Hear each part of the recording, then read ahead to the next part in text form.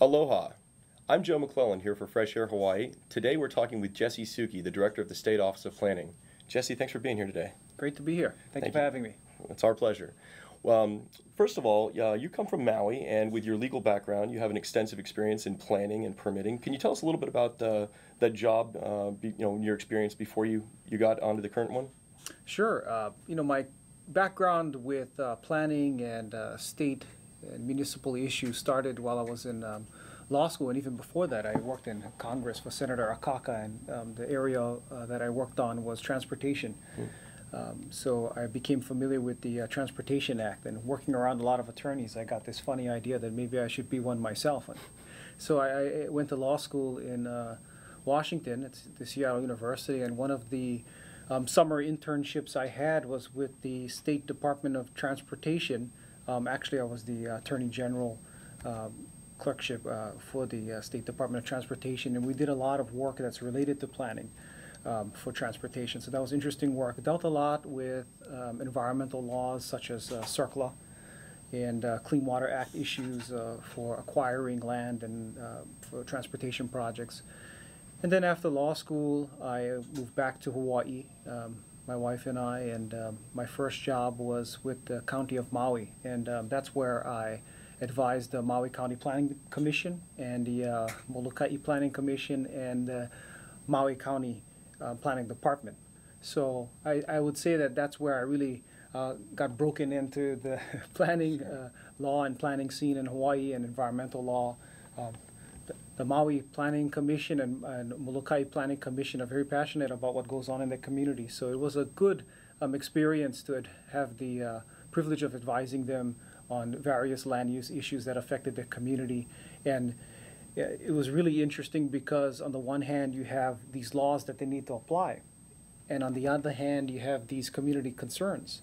And the people on these boards are volunteers, appointed by the mayor. They're not really experts on the law. They just know what's going out in the community because they live there.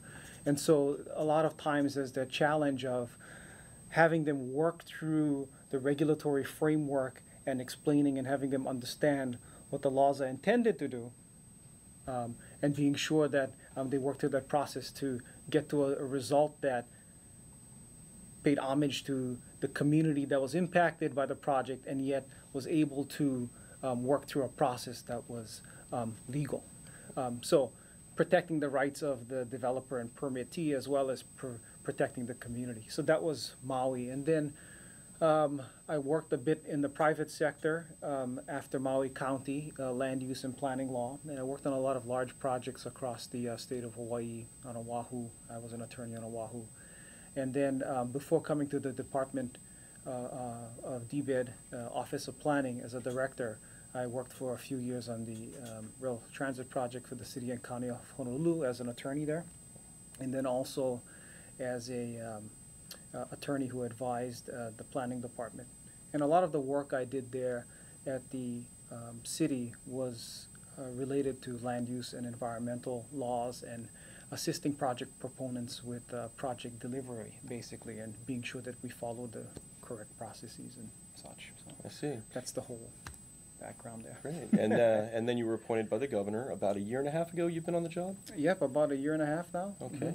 And obviously you were well prepared with that, with your background in planning and permitting. What have you seen on the job now, having been there for this amount of time? Well, it's a little bit different. My experience had been mostly focused on the regulatory side, so planning as a legal framework and how do we make these plans that are developed by communities through processes, like the community plans and the general plans for each of the counties. It's a long process. It takes years to develop. The county council adopts them. The communities have an opportunity to comment on them. And then it becomes a policy that's enforceable through land use frameworks. So my role as an attorney was advising in that area.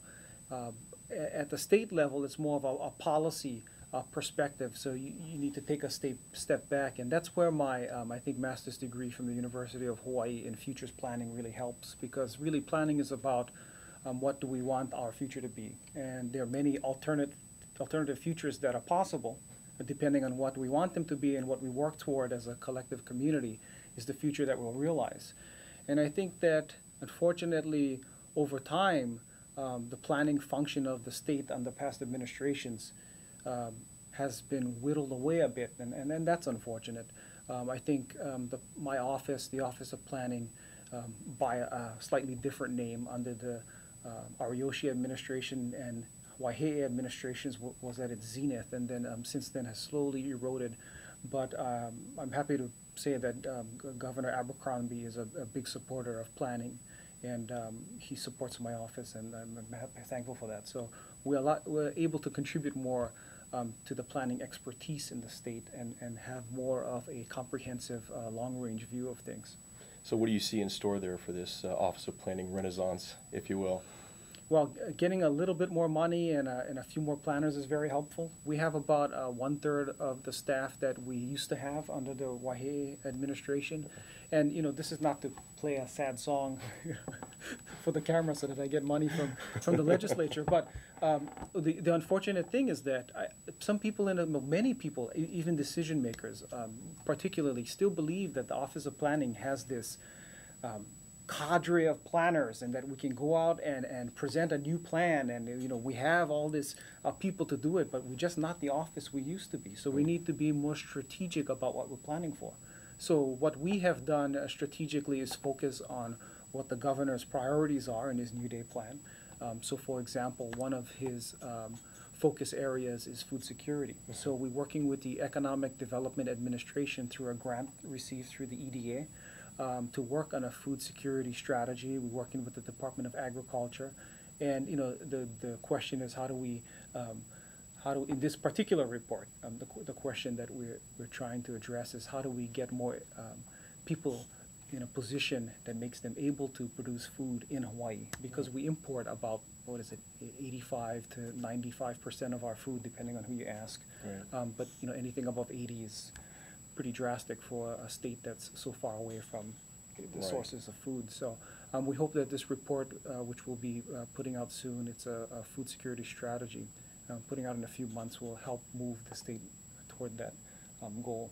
Outstanding. Mm-hmm. And now, in addition to additional personnel and funding, what would you like to see legislatively that you think would help your office and your objectives? I think that, we have the State Planning Act, which was developed in the 70s. Hawaii Revised Statutes, Chapter 226. And, the comment I get about it is that a lot is, well, isn't this plan mom and apple pie? Well, it is in part one of it, and that's how it's supposed to be, because these are high-level policy objectives. We want clean air, we like clean water, we like to have wildlife, we like to have good jobs, we like to have housing that we can afford. These are the high-level types of policies of what people want. And by the way, when the Hawaii State Planning Act was developed, this was thousands of people who participated in developing this plan. So in a way, it's a social contract with the people of Hawaii. And I still think it stands the test of time, because when you look at, for example, the 2050 Sustainability Plan, which was done around 2005 or so, and then various plans that come up here and there, it's the same thing that you'll find in this Hawaii State Planning Act that was created in the 70s, maybe using different words, like sustainability. Sustainability, it means what? Generally, it means looking at economics, social, environment, in decisions you make for the long-term benefit of future generations. State Planning Act is almost the same thing, maybe a slightly different words. So that's part one of the Planning Act. So this whole discussion, this question goes back to what would I ask the legislature to do?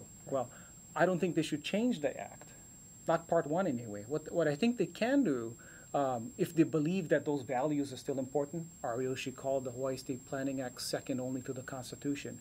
If we all think that's still important, then we should invest in parts 2 and 3 of the State Planning Act. And what is part 3? Part 3 are priority guidelines. It's a subset of things that we think are really important to the state. For example, tourism was one of them. The other one was we just added sustainability, and we added climate adaptation. So the priority guidelines to focus energy and resources. The second part is where it's at. The second part of the Planning Act is the implementation. And that's, I think, where the Planning Act is weakest. And it is because when the Planning Act was set up as a framework in the 70s, over time, the functions that help implement the Planning Act were taken away for various reasons through statutory measures and various previous administrations. So, for example, we haven't updated a functional plan since the 90s. And part of the implementation of the Planning Act is that agencies implement the functional plans under Part 2 of the State Planning Act. And functional plans are basically strategic plans that implement the priority goals and objectives of the state, right? Because, again, we want good jobs is not a plan, it's not a policy, but the functional plan says this is how we move toward it. Right. So, under this administration, we have a lot of planning going on, and Office of Planning supports some of that, where we're strategically looking at how to do those things. But I'm not sure, I haven't worked on the other administrations, I don't know how they handled it, but I can say that, again, we haven't done, as a state, functional plan since the 90s. So maybe we should get rid of it. I don't know. Maybe we should look at some other mechanism for implementing. Administrations have to do something in order to run their administration, so they're planning in some way. But how do maybe we formalize that? And why is that important? Well, we're talking about public treasure. We're talking about limited resources. We're talking about getting less money from the federal government over time because the federal budget is decreasing. So we need to be more strategic about what we're spending on, and what better way to do that than to plan. To refine that act. Right, to refine that act and maybe plan a little bit better and institutionalize it, because we shouldn't be subject to the whims of different administrations as they change from time to time. Right. So keep some consistency for people, I think. So that's a part of the Planning Act that I think could be strengthened. Otherwise, the counties, I think, have been doing a good job with implementation. As part of the Planning Act, they're required to adopt community plans and general plans for the counties, and all of the counties have them. And Maui County, for example, is updating theirs. Hawaii County had updated theirs, and they've included elements of issues that are important today, such as climate change and sea level rise. And those plans are important because they inform zoning, subdivision, and all types of programmatic decisions that the counties make. So that's important to have in place. Otherwise, how do you plan and zone and ensure that people have water when they turn the faucet on, or places for things to go when they flush the toilet, right? The very basic fundamental questions that planning can help better utilize public resources, limited public resources. So maybe that's why the counties are good at it, because they have to do it, just by the nature of being a municipality. Right. So, those areas of the plan maybe are not as problematic. So, that's what I probably ask for, is that maybe we should think about strengthening the State Planning Act in the implementation portion, maybe bringing back, there used to be a council that would review the Planning Act periodically. I think maybe we should bring that back. When did that go out? Oh, that was a long time ago. Several administrations ago. I think after Waihe. Okay. Yeah, I can't put my finger on it, but it's been gone for a long time. And what sort of individuals did that council draw from? Was it any NGO involvement, or are they mostly various agencies and their representatives? It was appointments. So I'm not sure what the criteria was, but what you're saying resonates. You would want some kind of mixture of community interests that reflect the population, and then it's good to have those community groups sometimes because it keeps people interested. Right. Right. And so the Planning Act doesn't get stale because people see themselves in it. And that's important about every plan. You have to see yourself in it. And that'll be good. And from what I see, what other states do, the planning councils are an important component of it. And it can be a broad community type council. It can be just an advisory to the office council. It depends how you want to set that up. But I think it's important to have that input somehow to drive it, keep it alive, keep it going. Right, so obviously that council is not actually established under the Hawaii State Planning Act. It was just something, an advisory committee that was implemented at one time? Well, it was established under the Planning Act. So then it was amended and taken out. Oh, okay, I see. I see, removed by amendment. Right. Well, that does actually bring me up to another point here, and you talk about the Hawaii State Planning Act, and that was more or less a direct consequence of the Coastal Zone Management Act of 1972. Is that right? In order to secure federal funding for projects that were going to occur in Hawaii. It followed, I think, 4 years later. Is that Right. right? It's not. It wasn't because of the. It wasn't because of the CZM Act that the State Planning Act was adopted. In '72, Congress created the Coastal Zone Management Act, and it was based on this what they call the Stratton Report, where Congress studied the coastal areas, and they realized that it is not main, but a large contributor to the economy of the United States, commerce and fishing and recreation and all this. And they were looking at this time, a lot of the environmental issues were coming to bear, that there was some degradation happening to coastal resources, and they weren't being using in a sustainable way. And what the report says, we should be able to use and not abuse the resource. Which is maybe a predecessor to sustainability, which is you balance the economic, social, cultural, and environmental for long-term use, right? So you use but don't abuse. But so that was the genesis of the Coastal Zone Management Act, and then Hawaii was one of the first states to develop a coastal zone management program in '77 that the legislature approved. And at the time, I'm not sure if the decision was centralized or not to centralize, but Hawaii chose not to be a centralized CZM program because the legislature, through its own studying of the issue, found that we had a lot of different agencies working in various areas of coastal issues.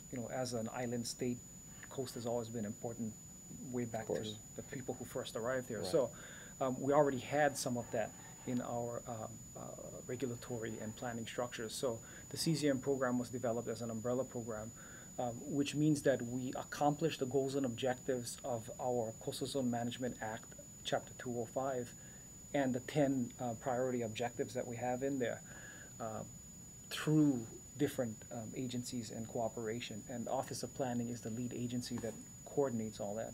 Right. And so that's the genesis of the Coastal Zone Management Act in Hawaii and the federal government. And we still maintain a partnership with the National Oceanic and Atmospheric Administration, which is an administration under the Department of Commerce. Yeah. We get our funding through them. We get about $2 million a year in the past 2 years.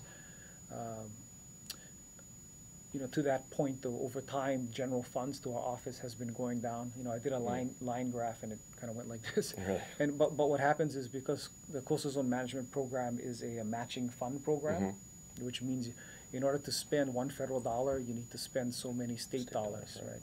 Or match it in kind, so service by you could work with nonprofits and that kind of thing.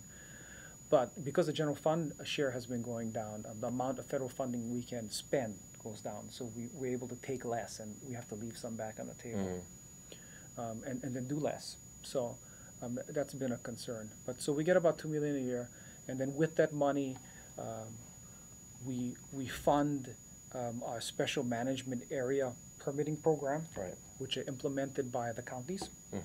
And we fund about 14 jobs in Kauai, Maui, and Big Island, Hawaii County. About 14 positions there, and they implement the special management area permitting process. And so what that process is, and it's a way to implement the Coastal Zone Management Act.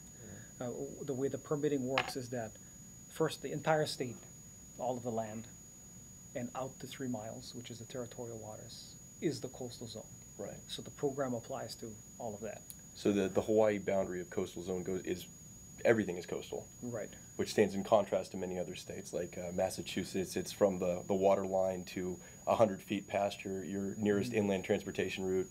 In California, has taken it as far as the closest mountain range to the shore. But in Hawaii, since we're also close to the water, right, there's no part that isn't covered. Is that right? Right. And some of the rationale for that was there's no point in Hawaii on land that's more than 30 miles from the coast. Sure. So everything you do ends up in the ocean.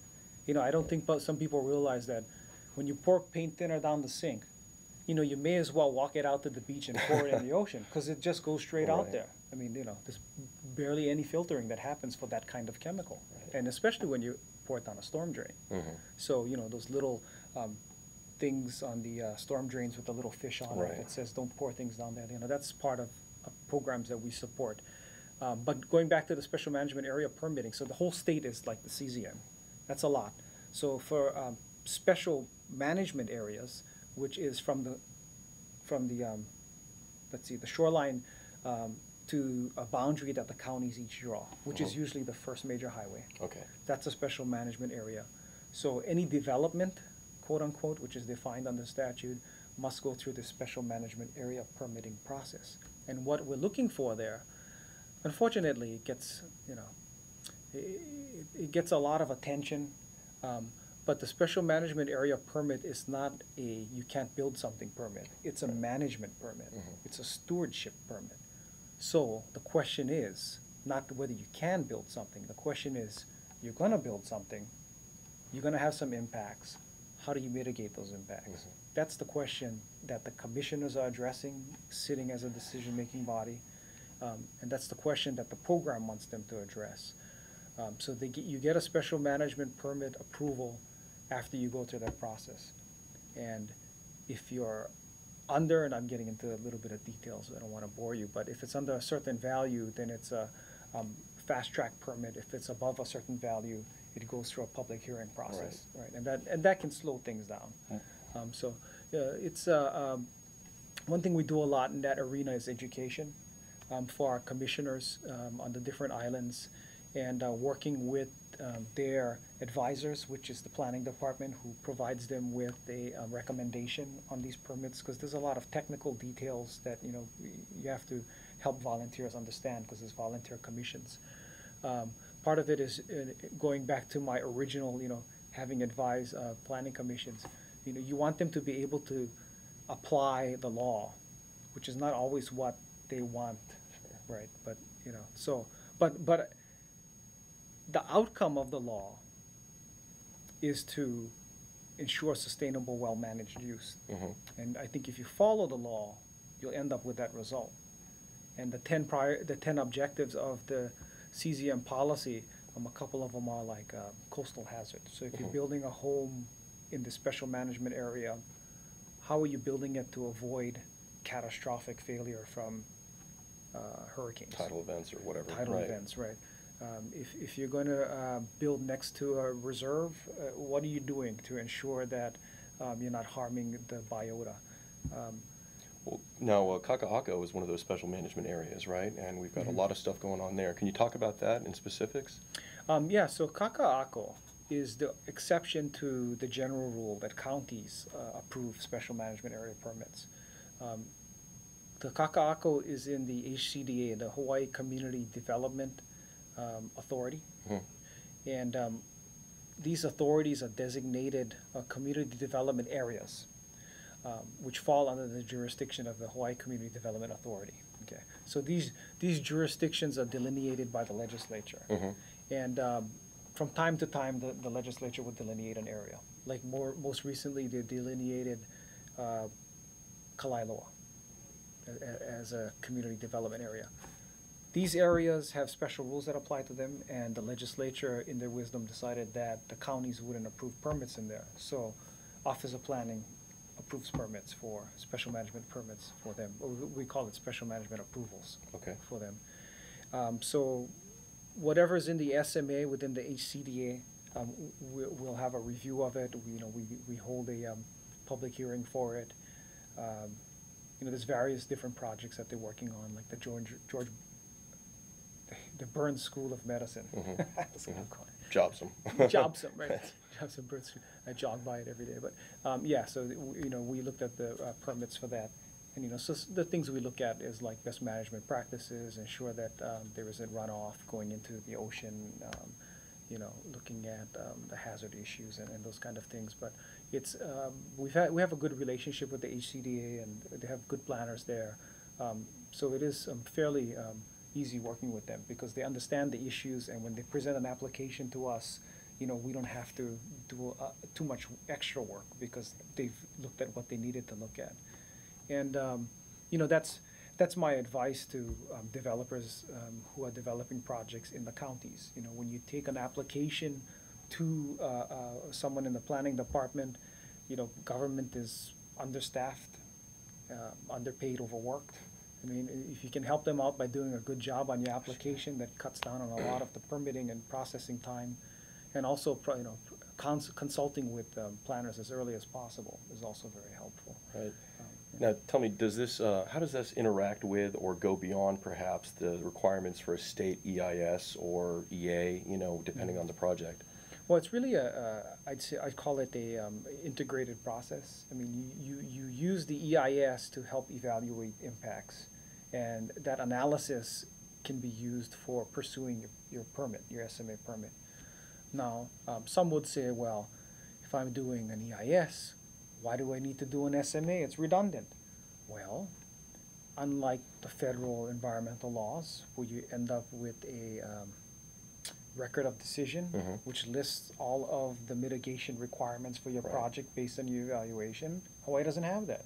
So at the end of the 343 process, which is a disclosure document of environmental, social, economic impacts and mitigation for it, there's nothing then that requires you to do them, unless you have a record of decision, which we don't have, or a permit, like a special management area permit. Right.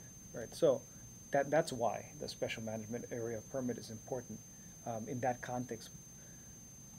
But then, there's the problem of, because it is the permit it's the first permit, by the way, because you can't get your grading and grubbing permit until you have that to proceed. Until you have your special in the counties. Unfortunately, the counties sometimes hang too many things on it that's unrelated to the permit. We discourage that. That's not a good thing. You devalue the permit and the objective of the permit, and then you make it subject to challenge in court. And the decision makers are looking at the permit as being a nuisance, so it loses some of its credibility. Right. So we really advocate that commissions who work with these permits focus on what the permit is designed for and really stick to what the regulatory requirements are.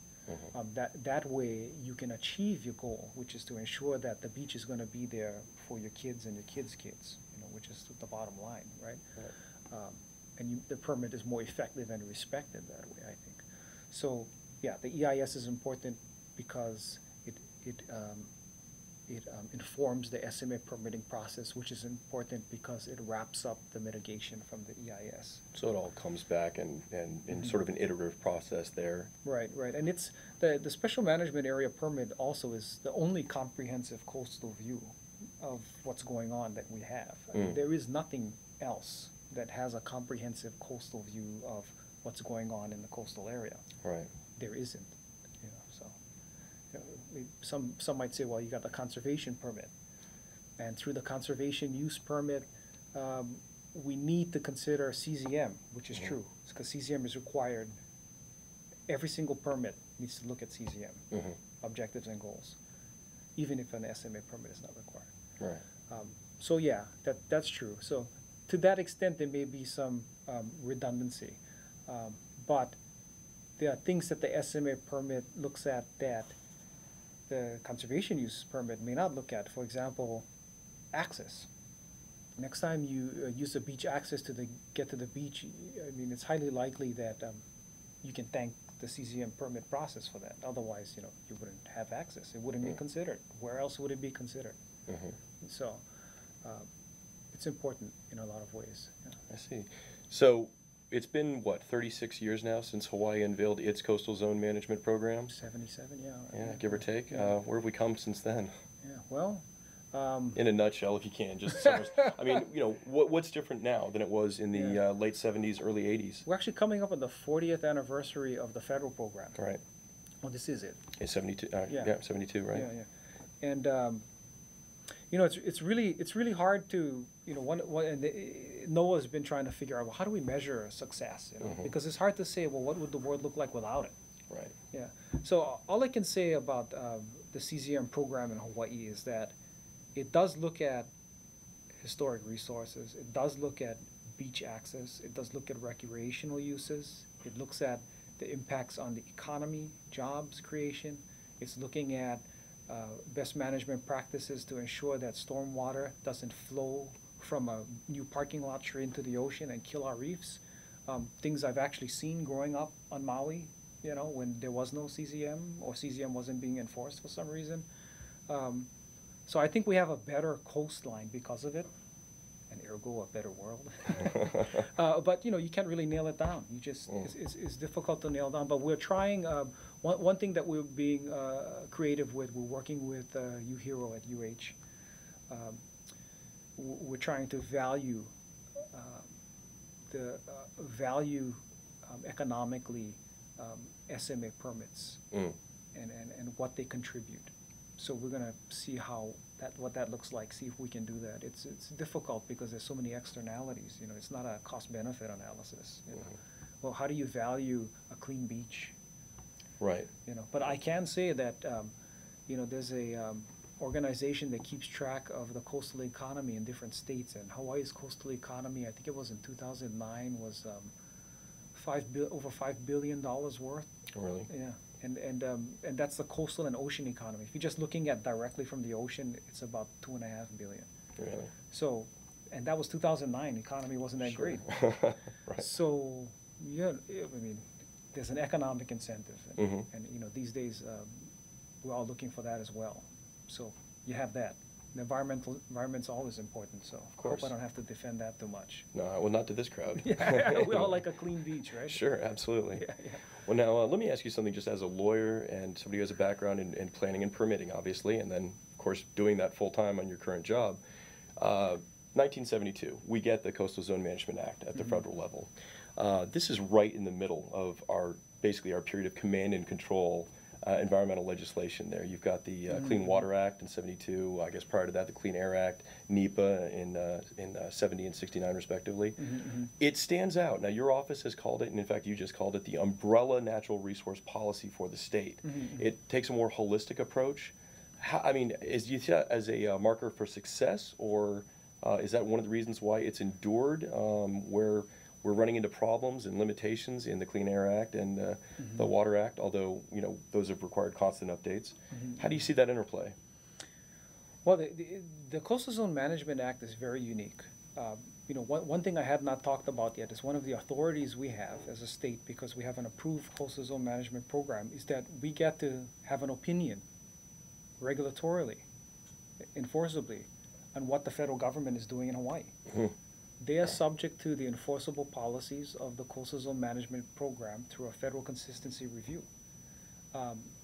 That's a great power, because the federal government usually preempts everything. Right. So if the the usual federal consistency we get is from Army Corps for clean water permits. You know, they come to us for federal consistency to look at what they're doing with the granting of a federal permit, if it has a reasonably foreseeable impact on coastal resources.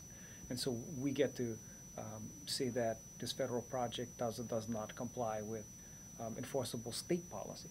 So that's a great thing. And so that brings that umbrella concept, that brings in a lot of different types of state laws that just wouldn't apply to the federal government. And we're looking at different things too. We're looking at federal permits, federal support through federal money, and we're looking at direct federal actions. So those three things. Not all of them, there's an approved list, but there's definitely the federal policies, which includes all kinds like Chapter 6E, burial laws, would apply to some of this federal activity.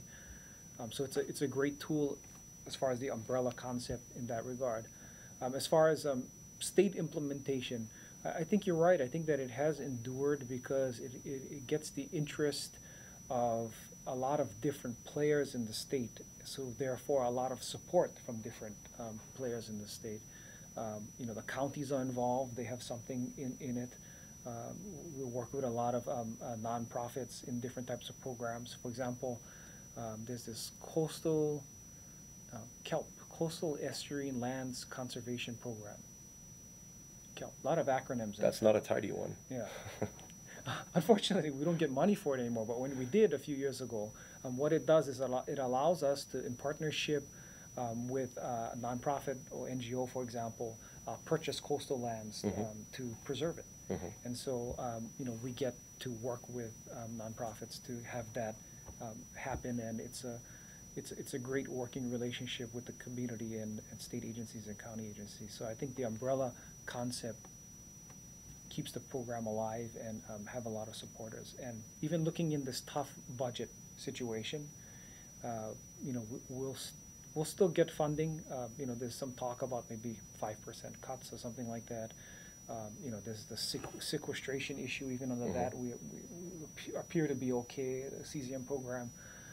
So, you know, it's a program that I think even Congress acknowledges is important. Yeah, that's great. Well, now let's switch gears for a little bit, if you don't mind, and talk about your management of the Hawaii Geographic Information System program. And it's managed under OP, is that right? Yes. If you wouldn't mind, first of all, just tell us a little bit about what GIS systems are in your own words. Okay. So, well, first of all, I don't actually manage it. I have a manager. Oh, okay. Well, yeah. the office. Yeah, I can't take credit away Sure. from her. I have a really good manager. Yeah, she's really good at it. So what GIS is, if you think about, you know, when you were a kid, you get that clear paper and you trace things, you know, with that paper. Remember that? So you get that clear paper, and let's say on that clear paper you have a map of the island of Oahu. Okay, and then on this paper you have a map of the island of Oahu, and you have all of the areas that are in cultural reserves. Okay, on this third piece of paper you have all of the areas where you have flood zones. Okay. Okay, so you take this first blank map, and you get this map of all the cultural zones, you get this map of all of the flood zones, and you hold them up, and you can see that there are certain areas where there are no cultural zones and areas where there are no flood maps. Well, maybe that's a good place to put a highway if you're Sure. trying to figure out where to put a highway. So that's basically what GIS is. It's digitized and it's online. And those pieces of paper I talked about, they call them layers. Yeah. And we have over 270 layers now on the state server, and we make about 173 of them available to the public on our website.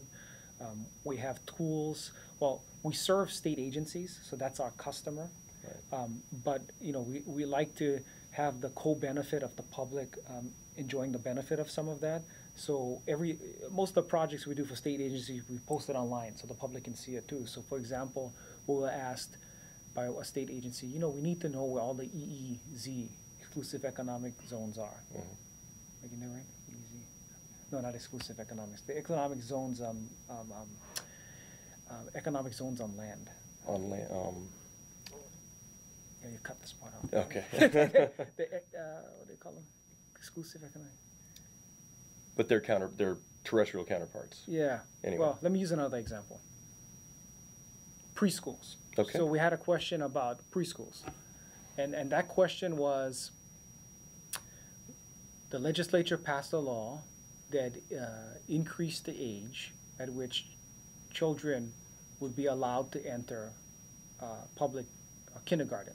Okay. So the question was, do we have enough preschools to accommodate all of these kids now that are not going to be able to move on to kindergarten? So we prepared a GIS map that showed the location and densities of all of these schools, and we could answer the question for them spatially about whether these schools could accommodate these children.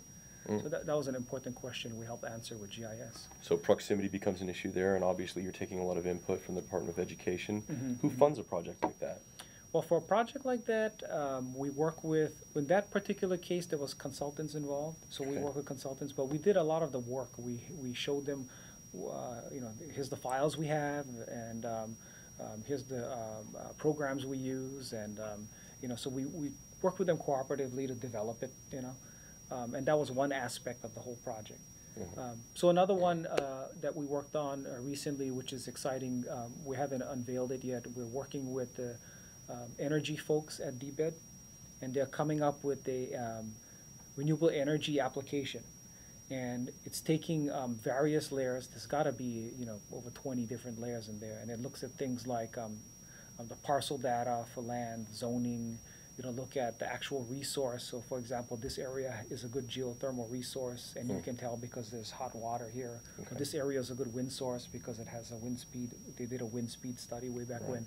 So you just point on a piece of land, a parcel, and it'll tell you everything you need to know about that parcel as it relates to renewable energy.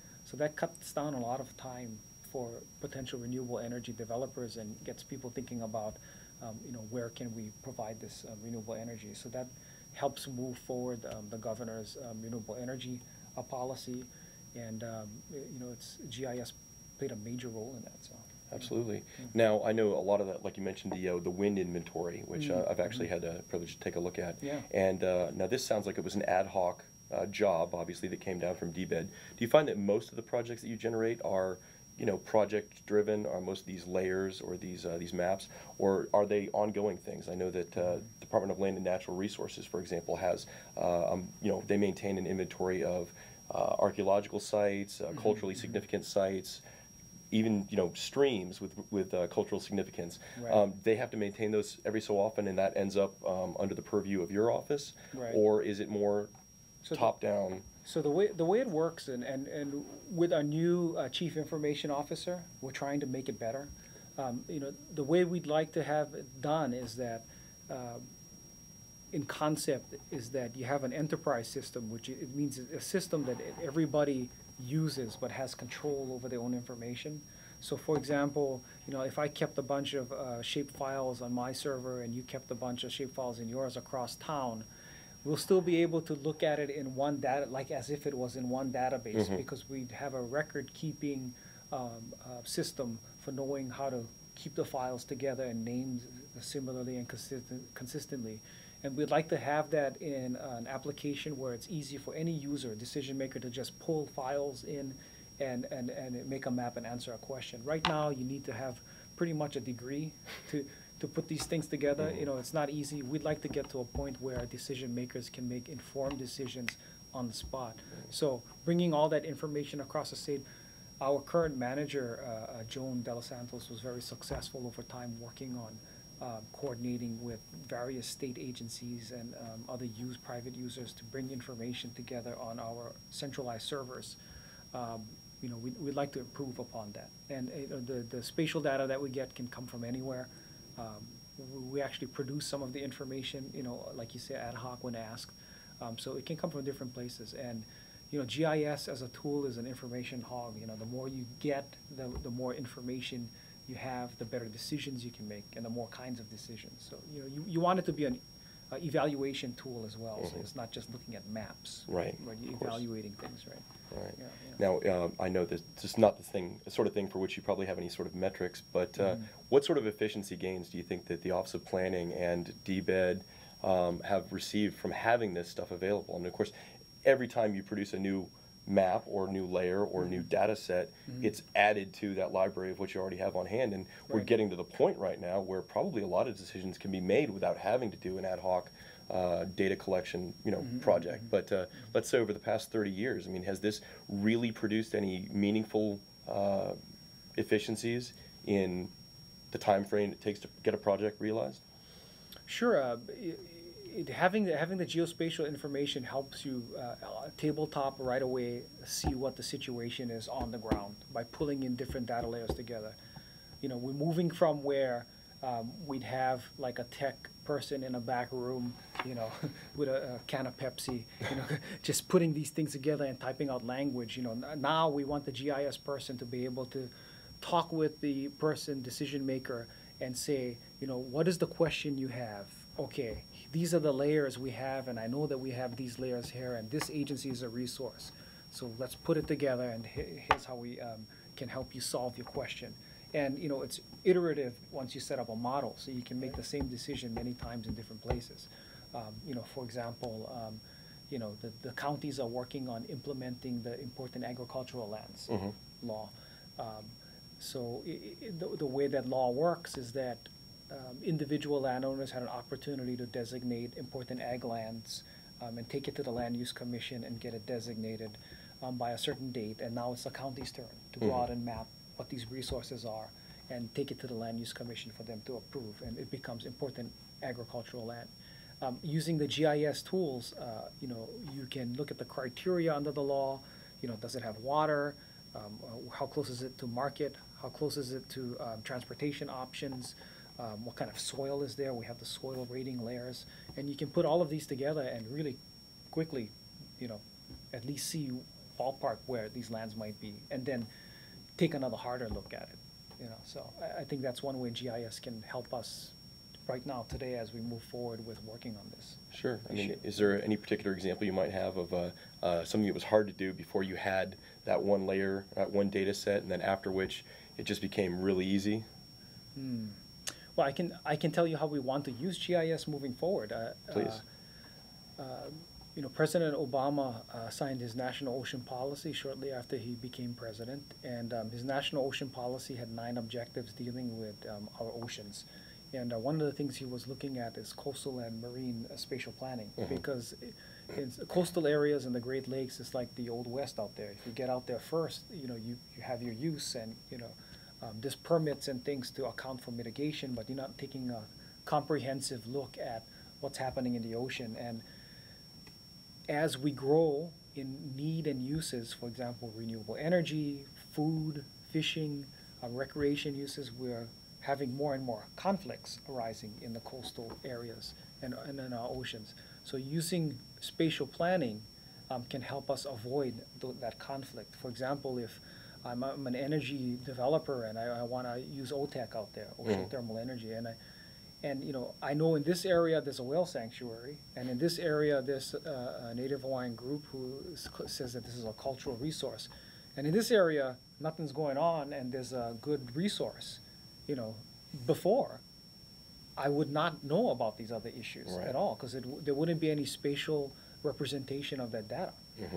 But with this spatial tool we hope to develop, you'll be able to look at, pick a spot and know what's going on there, and invest, lower your risk, encourage this development, and get us off of fossil fuels. Right. Yeah. Right. And would you say that the marine resources in GIS are somewhat less developed than the terrestrial ones? I'd say that, there's a lot of, I just actually went to a workshop on this, and there's a lot of information out there. It's in different forms, it's all across the universe.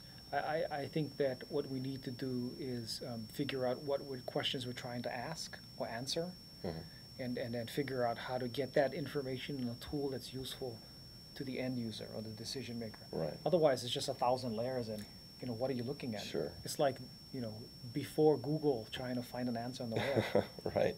Right. So yeah, too much information. Right. Sure. Yeah. But I mean, we're getting closer and closer to that time, though, when a given project can, have a certain informational requirement and turn to your department there, and the data may be there. Yeah. It may already be in place. It's just a matter of putting it together in the right way to answer the right question. Right. Right. And GIS is, I gotta say, it's a cool tool, because it's much more than spatial data. You can also use it, for example, I looked at a marine map that Oregon State has a marine map, and they've mapped some uses out in the ocean. They use it for their spatial planning, but they also have, like, even though it's not a spatial area, you can click on a spot and you can see, here's a coastal view study that was done for this area. So if I want to develop something there, I want to know what this coastal view is and avoid it before I invest a cent. Sure. And so you do 2 things with that. You discourage uses in an area where it shouldn't be. You avoid the strom and drang from the public because they don't want it there, and the private developer doesn't waste money trying to go after a project that won't happen. Yeah, and before GIS, you'd have to get into it before you really know what's going on, and sometimes it's too late to pull out when you're so deeply invested. So hopefully we can avoid some of that with good planning and good information. Absolutely. Now, speaking of management and planning and that sort of thing, talk to me a little bit about the Brownfields revolving loan fund there that is overseen by OP. Yeah, so we've got that partnership through the EPA, Environmental Protection Agency, and what that is it's a simple concept. It's we get $2 million in a revolving loan fund, so we don't get to use it for staff or anything. Right. It's specifically for remediation of contaminated lands.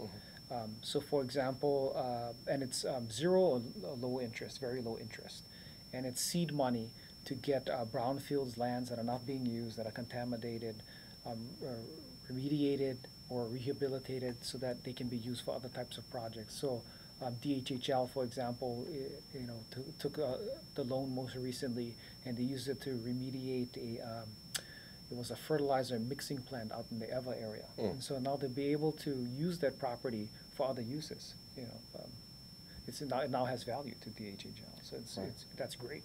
Yeah. And, great. and otherwise, they wouldn't have been able to, I think, move forward. So Yeah, they'd sit as vacant lots in many they'll cases. just sit, yeah, and it's areas that will become urbanized soon. So and now it'll benefit their beneficiaries. So that's a great win-win situation. Yeah. Do you have a sense of most of Hawaii's brownfields being former military installations, ag, or industrial? Well, it's a sensitive topic. I know that DOH has done some study about where these parcels might be, but as a landowner, you don't want, I think you don't want your land to be designated as a surplus site or anything Right. like that. So, or a brownfield, actually. So, but they tend to be found in former ag, high-use areas, and ags can be a dirty business, especially back then when they had less regs. Right. So, like the fertilizer mixing plant, the things they used to add to water and that kind of thing. The things that they used to just spray right on the fields, that are making their way to the water table as we speak. So, former ag lands are usually a category. And military lands, we don't get involved too much in that because the military sort of does what they're doing. They do their own cleanup unless it turns over before that pollution's discovered, right? Right. And then there's a complex, liability scheme for dealing with that on Governed the by CERCLA. CERCLA, right? Yeah. Okay, great. Yeah. Now, one more thing about your office there is that you produce the 5-year plans. Is that right, for development? Yeah, we do actually two 5-year plans. One is our Ocean Resources Management Plan. And that plan is developed by our CZM program. And it's a statewide coordinated plan. It's a state plan, and it's about managing resources in the coastal area. We're updating it now. We're actually going to have a draft coming out soon based on public comments and agency work that we've done through our consultant. And we're going to have some public meetings coming up in October. And I think most of them are in October, and we may have a couple in November. I don't have we didn't nail down the schedule yet. We're trying to find. Okay. Yeah, but we're going to go across the state to do that. And the other one that we work on, I think you might be mentioning the CEDS, the Comprehensive Economic Development Strategy. So the current one is dated 2010, so the next one will be 2015. Right. Yeah, so we haven't begun updating that yet. But what the Comprehensive Economic Development Strategy does is it's a way to evaluate, and we work with all the counties, economic offices in the counties, and ag interests and state agencies who have an interest in economic issues for the state. And it's developing a strategic plan in a way for identifying which projects can help move the state forward in job creation and in areas that are in need of economic rehabilitation. So it identifies all the programs in the strategy and potential projects, and then it makes it the next step is to then, as a nonprofit or a county or state agency, pursue those funds through EDA. So if you're in the CEDS, it's a high likelihood that you'll actually get that funding to move it forward. So Office of Planning not only helps with the CEDS, but we also pursue some of those opportunities. So like I said, with the food strategy, that's one that we're working on. We'll also be working on a Native Hawaiian a business development strategy. We're working on a hazards strategy for businesses to get back up and running after a natural hazard like a hurricane. And then another one we were looking at was assisting other. We have some funds to provide technical assistance to other EDA grantees to assist them to help get more of the EDA money out there and working in the economy. I see. Now, do these projects come from the governor's office, or where are these originated? They're developed through the process. So the governor certainly has input, through his agencies, and the counties identify some, and it's a great process because the process allows everyone to just sort of bring up ideas and concepts and put it in, and then the group rates them. And you don't just throw things in there. You have to talk about what it will cost, Right. who's going to do it, what kind of staff we're looking at. So it's very strategic in that way. And then again, there's that sort of ranking prioritization process that they go through. So it's a great way to develop a economic strategy, I think. And does that keep in mind, of course, the state's budgets for other programs? And I mean, is this a comprehensive thing for just these upcoming projects, or is it take a look at the entire state budget and say, how can we make these programs work, and how can we fit that into what we have to work with? Yeah, actually, it's not looking at. I see what you're saying. It's not looking at the state's economic strategy per se. It's looking at the EDA is looking at ways it can help low employment areas, Okay. for example, and areas in need of economic development and leveraging that. So, for example, one project was funding a produce processing plant on the Big Island, North Kohala, I think it was. Mhm. Yeah. So that would help all of the farmers in the area Right. take their products to farm. So it's looking for those kind of projects. There was also an investment of EDA money in the, let's see, Kapiolani Community College with their program, food service program, to build a restaurant that the students could use to have hands-on practice for preparing food and being waiters and servers and chefs and that kind of thing. So money went toward that. So those are the kinds of projects that EDA funds. Gotcha. Yeah. Gotcha. All right. Well, I'm afraid we're just about out of time here, but I want to thank Jesse Souki for being with us, Thank you again. Director of the Office of Planning for the state. And it has been a pleasure. Thank you Yeah, very much. Thank you. And for Fresh Air Hawaii, I'm Joe McClelland. Thank you. Mahalo. That was excellent. Jesse, you were great. Thank you very Oh, much. thank you. It's the first time I